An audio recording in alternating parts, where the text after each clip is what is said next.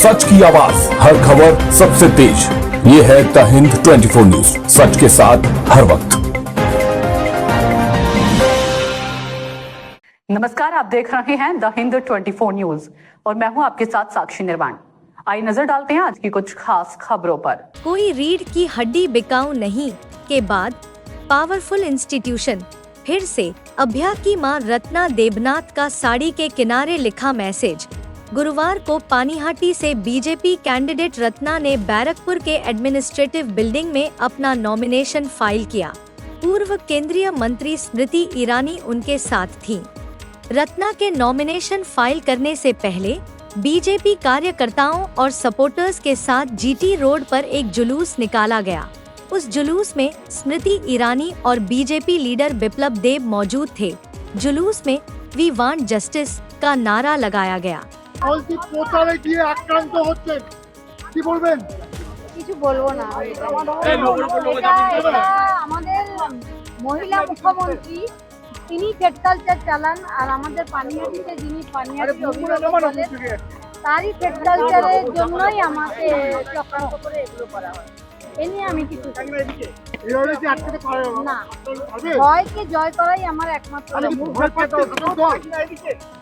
আমাকে ভয় পেয়েছে না, আমি জানানোর প্রয়োজন মনে করি। এইভাবে বাধা দেওয়ার কারণটা কি মনে করছেন?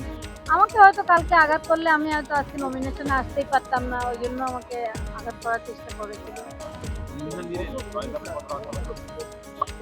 200%।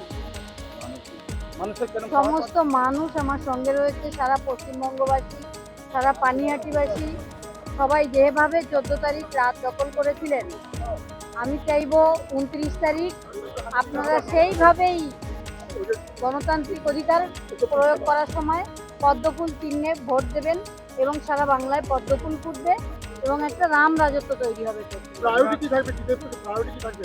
নারী সুরক্ষা, নারী নিরাপত্তা আর ছোটদের শিক্ষা। আর আমার মেয়ে যে দুর্নীতির বলি হয়েছিল, সে সাধারণ মানুষের জন্য নিজে মাফিয়াদের হয়ে যে লড়াই, মাফিয়াদের বিরুদ্ধে যে লড়াইটা করেছিল, সেই লড়াইটা তার নিজের ছিল, কাউকে আমাকেও জানতে চাই। আমরা সেই লড়াইটাই এগিয়ে নিয়ে যাচ্ছি। হ্যাঁ,